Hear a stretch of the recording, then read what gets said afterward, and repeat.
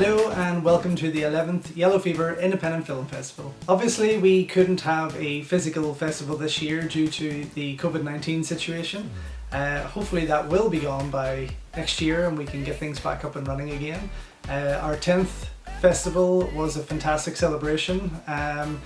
This setup is in my garage because that's the best we could do right now given the circumstances. Unlike last year when we had a wonderful packed house, a gala dinner where we gave out our awards and had our special guest Mike Leader over, and a lot of filmmakers had attended from around the world.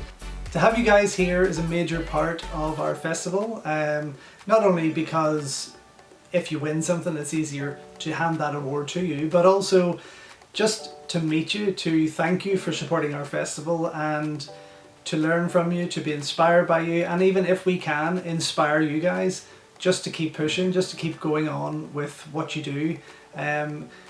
You know, it's a very hard industry to get into, it's a very hard industry to stay in. Ourselves, we've made so many feature films, practically no budget, but we've done it. We've got them out there on DVD and VOD, we've won awards at festivals around the world, and we just keep doing it because we love it, and that's what the Yellow Fever Independent Film Festival is all about, is about connecting those people and getting new friendships together and learning from each other and supporting each other in the film industry. Normally we would be giving away 12 awards, but this year we have brought that down to 10. 2 awards that don't count this year will be the Audience Choice Award, simply because we have not had an audience, thank you COVID-19, and the Grindhouse Award is taken out this year because we simply just didn't have enough Grindhouse submissions to gather together some nominations. Before I start the awards, I just want to say the same thing I've said for the last 10 years, and especially more so in the last 5 years since we've started holding the gala dinners and having more people in attendance at those award ceremonies, and more filmmakers especially, and that is that the judging process, the picking of the winners is still very, very, very difficult for myself and the team. This year I thought without having anyone here it may have made things slightly easier because we wouldn't have to look people in the eye if we were letting them down, but no, it still proved to be a very difficult choice. And yes, these situations go as far as arguments breaking out between the team. They go as far as pushing it to the last minute. I mean, literally just before the award ceremony or the gala dinner, for example, we would still be picking and deciding on who would be right for those certain awards. So it's never easy. It's not like we just sit around, watch your movies and go, oh, that'll do. We literally will sweat it out until we really can settle on what we believe is the real winner. And with that we choose a lot of different things that's not just about the film itself, but it's also the technical aspect, the story behind it, the budget involved, the work involved. There's a lot of things there, and even when you guys are visiting, we take in your stories on it, we listen to you when you talk about it. There's a lot of things that go on in terms of picking the right people and judging the winners. So yeah, so don't shoot us, especially me, I'm just the messenger this time. First one, let's go. So the first award I'm going to do is for Best Thriller. The nominations for the Best Thriller Film Award are Whoa, Hydra and Red Cell. And the winner is Whoa!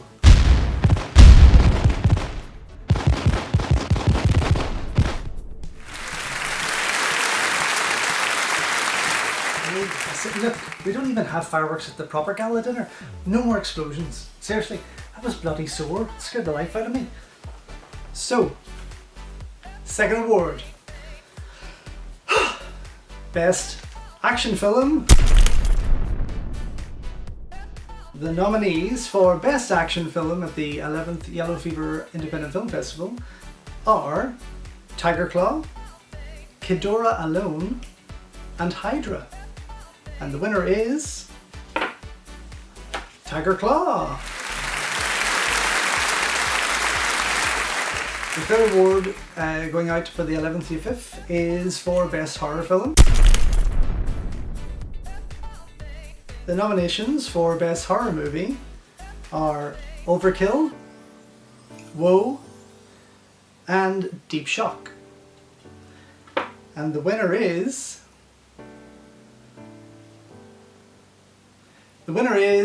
Deep Shock. In an ideal world, it would be amazing to award absolutely every technical aspect of the filmmaking process. And who knows, someday we might just bump those awards up to 20 and do that.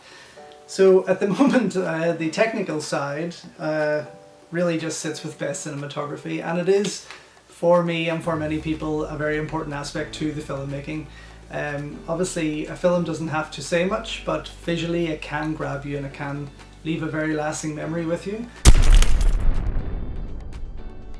So our nominations for the Best Cinematography Award are Three Blades, Hydra, and Circle of Stone. And the winner is Three Blades. We absolutely adore effects work.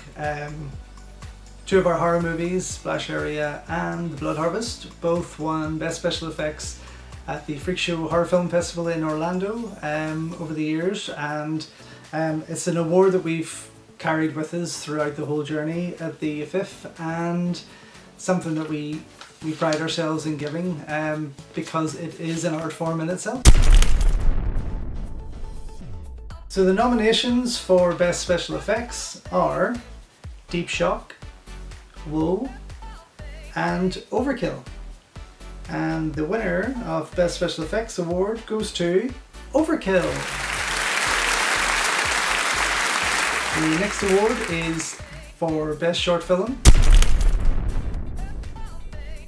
We've had a massive amount of entries of short films this year. Just a handful of features, which I'm quite surprised is usually the other way around. So it made things a little difficult when it came to choosing. And again, it was another award that resulted in quite a bit of arguing.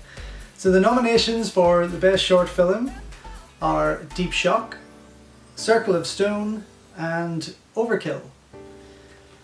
And the winner of the Best Short Film goes to Circle of Stone. The next award is the Best Micro Budget Award. Now this is an award that we put together for films that were made for under £1,000. Every year we get a mass amount of submissions that are micro budget, and over at Yellow Fever Productions our feature films are made under £1,000, and it lets us see that when other people are putting their movies through to us, we know the work involved. We know that when you don't have money, you've really got to up your creativity. So this year, the three nominations for the Best Micro Budget Award were all made for under £500. So I shall go ahead and read them out. The nominations for Best Micro Budget Under £1,000 are Red Room, Jungle Man, and Wild Cards. And the winner is Jungle Man! Oh God. It's the Mike Leader Award for Best Performance. It's just a pity that Mike can't be here himself in my garage to give it to you, or award it to you via camera. Yeah, it was always nice to have Mike over. He's been with us now, I think 4 years, maybe three or 4 years. And it's obviously something we would love to do every year, is to have Mike back, even if it was just to pop over and do his award, you know, that'd be handy. But as he's not, I am going to do my best Mike Leader impression to, no, I'm not really, actually, I couldn't talk that deep. Mike Leader Award for Best Performance And the nominations are Luke Christian for The Passenger, Bo Minier for Unspoken, and Lucas Kral for his role in Tension. And we would also like to pass acknowledgement to Ivana Devine for her performance in Wild Cards. Very impressed. And the winner of the Mike Leader Award for Best Performance goes to Luke Christian for his role in The Passenger. Albert. Another man that we would love to have here every year, giving out his award. The first Albert Pume award that we actually did, the Albert Pume Inspiration Award, was to Albert himself. We had Albert over on the 4th festival along with Mike and his wife Cynthia for the weekend, which was just incredible. He's an amazing guy, incredible guy with so much in common. It was just brilliant to get a bit of knowledge from him, and we thought, given that we would like to name an award after him and start by giving him the first one. So the Albert Pume Inspiration Award over the years has went to people that we either feel inspire, not just us, that we feel will inspire other filmmakers over the years, that has something there that is really going to get people off their bums to do something. Or it's an award that we want to give to people to inspire them, because again, we see they have something, they just need that push.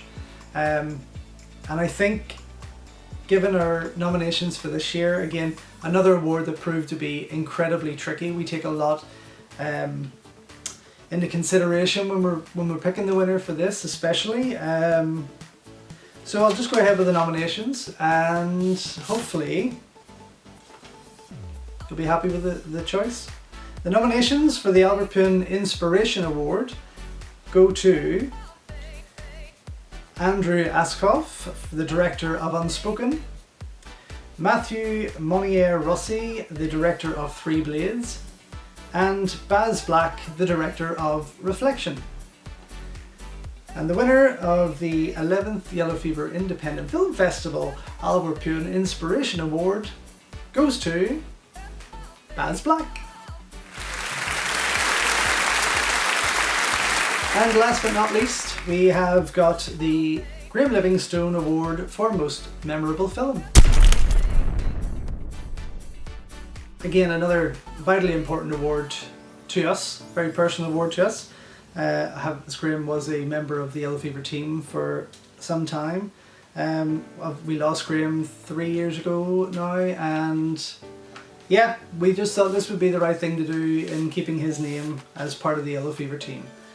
So it's an important one, and again, one that causes a lot of arguments whenever we're picking it. Now, not in a negative sense, but there's just so many that stick out that it's really hard to settle on something. So the nominations for the Graham Livingston Award for Most Memorable Film are Circle of Stone, Tiger Claw, and Overkill. And the winner of the Graham Livingston Award for Most Memorable Film goes to Tiger Claw. So I just want to say a major thank you to everyone who has shown support to the Yellow Fever Independent Film Festival over the last 11 years.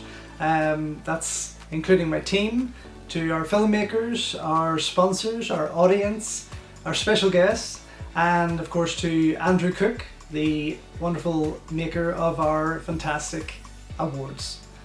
Stay safe, wear a mask and all that jazz, and hopefully see you next year.